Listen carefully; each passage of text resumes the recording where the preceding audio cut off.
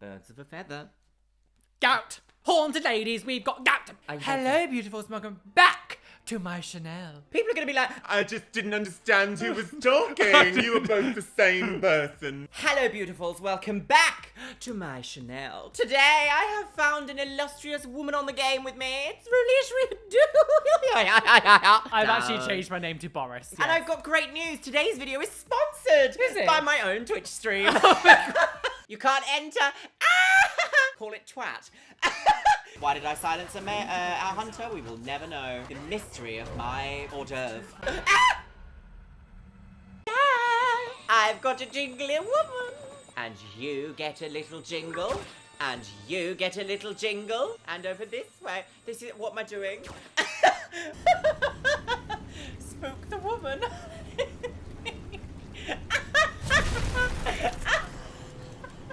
I've just incinerated a corpse.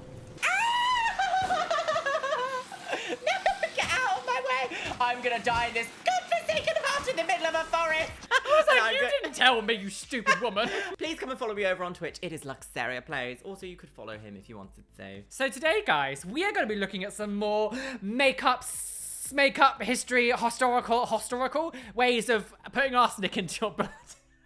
I mean, that's not too far off. Today we will be looking at some more weird beauty from the history. Like, did they put dung in everything? Did they cover themselves in camel piss? I think out of all the topics we've done, this is probably my favourite one. Oh, is it really? It is, yeah. It's all about the dung, girl. I love learning about historical things that, like, when you look back, it's just so insane that they did stuff like that. Like, what you're doing? Yeah. Why are you putting dung in your vulva? Yeah. Why are you doing that? And with that, are you ready? No. No. The first one is called Isn't She Sweet? Although dental hygiene was not necessary at its peak in Tudor England, so we have to go back to Tudor times. Oh, Tudish we do. Elizabeth I's alleged fondness for sweets may have given her pearly whites an even darker tone. She's got rotten teeth, sis. Since sugar was considered a luxury, some women blackened their teeth to emulate the Queen. What? People in the past were on Ket. Like, they must have been in a K-hole to be like, the Queen's rotting, quickly make me look like I'm rotting. What were they putting coal on their teeth They or must something? have been. It doesn't say what it was, but if they were blackening their teeth, it would be, it's probably arsenic. Just Yeah. gonna gum the wallpaper Oh, for yes. a bit. I have, like, teeth rotting away. I'm wealthy. Yeah, isn't that weird to be like, now what we consider like, oh no, don't do that. They're like, yes, do it, because I Yeah. need to be glamorous. Yes, yes. Yes. I love a bit rot. Rot. Oh, it really brings out your gums. Yeah. All this rot. Yeah. So this one's called Desperate Massage. Desperate Measures. Measures, go. It turns out that men had their own version of the padded bra in the 15th and 16th centuries. The codpiece made to puff up a man's member beyond natural proportions. Paintings from the time affirm that these were made to be displayed. What? Stuffing the codpiece? I've heard of a codpiece. What's a cod? It's in the genital region I of the thought men. I thought that was all like cod.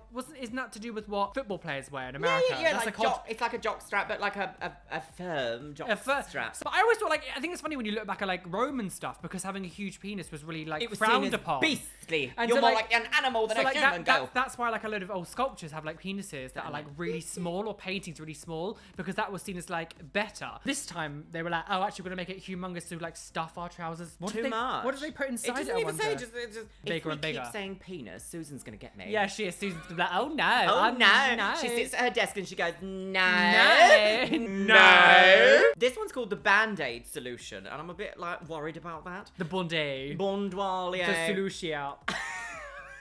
We've got our own language, see? Yes. Back in the late 16th century, wealthy males became troubled by an outbreak of balding heads. Very upset. Very triggered. Invincible. Yes. How can you have an outbreak of balding heads? I've I do decided not whatever know. it is, I'm gonna do what they've done. Are you going to? Okay. And other foul-smelling symptoms of syphilis.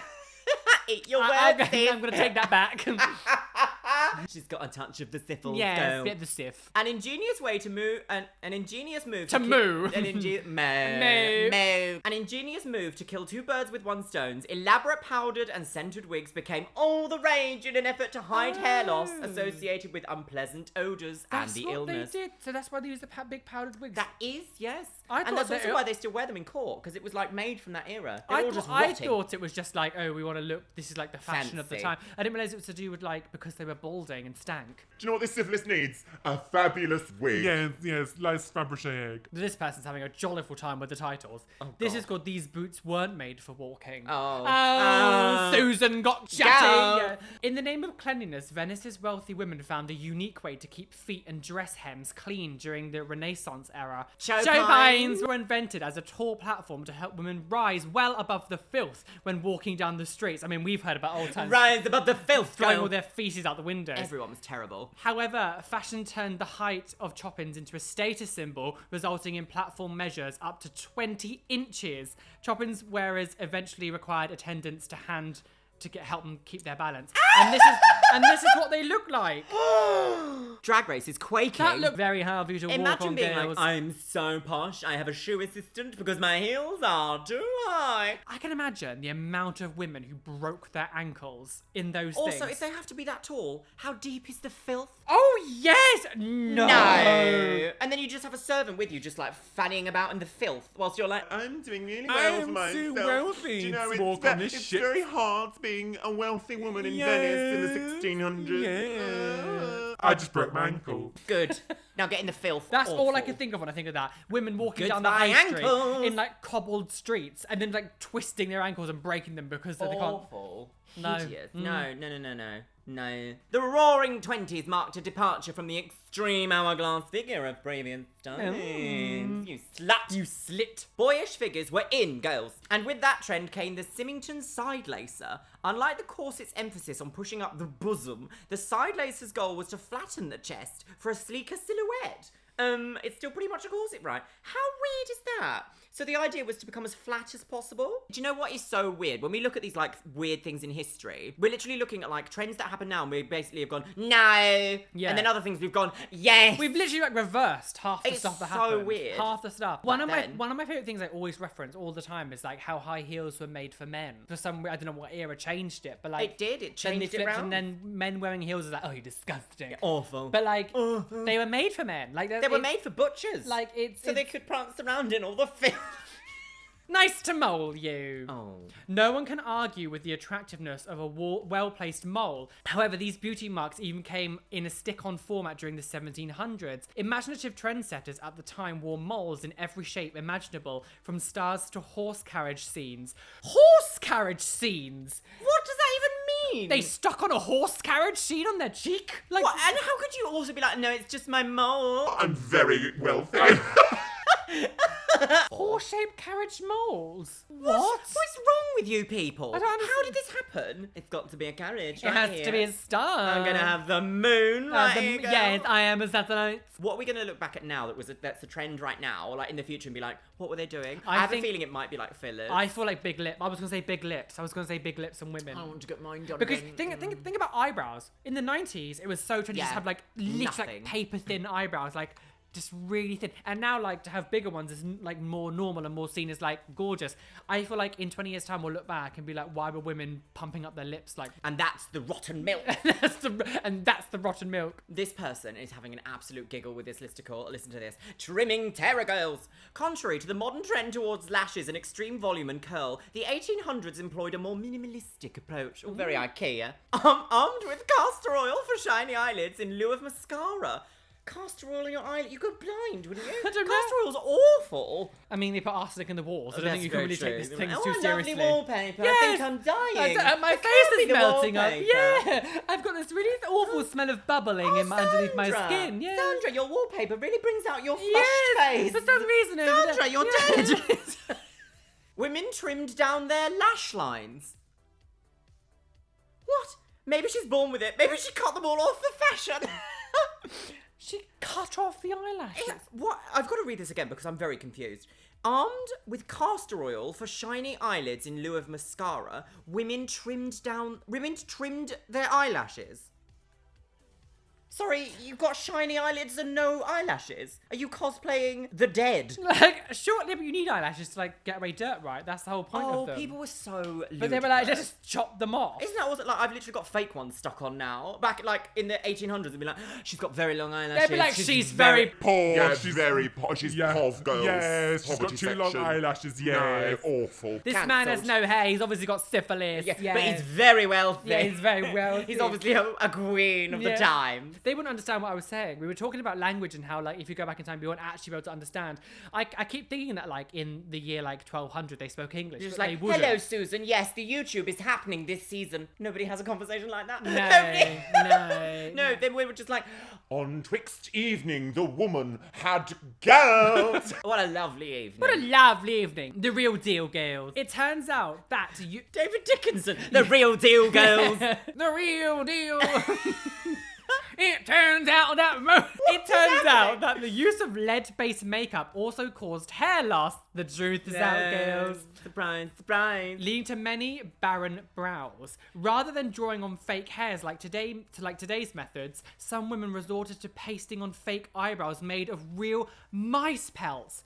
What's pelts? What's a Oh my, isn't that like skinned mice? So they would No. stick on mice pelts. Sorry, was that too polite? They glued mice skin to their faces. They just cut off mice's like mice skin and like stuck it to the... I'm sorry, they had mice eyebrow wigs? You've got the plague, sis. No wonder why you got the plague. You're literally putting mice skin on your face? What is wrong with you? I would honestly, like, if I could go back to one of these times and be completely safe and not get anything and maybe sort of like float like a ghost, just to like view someone's Billowing life. Susan. Like, just to view someone's life, it would be so interesting because like they skinned mice and stuck it onto their eyebrows. Like, what is wrong with them? That is insanity. All-purpose cleaner. In the not-so-distant past, Lysol, the household cleaning product, was also marketed to women as an intimate hygienic solution.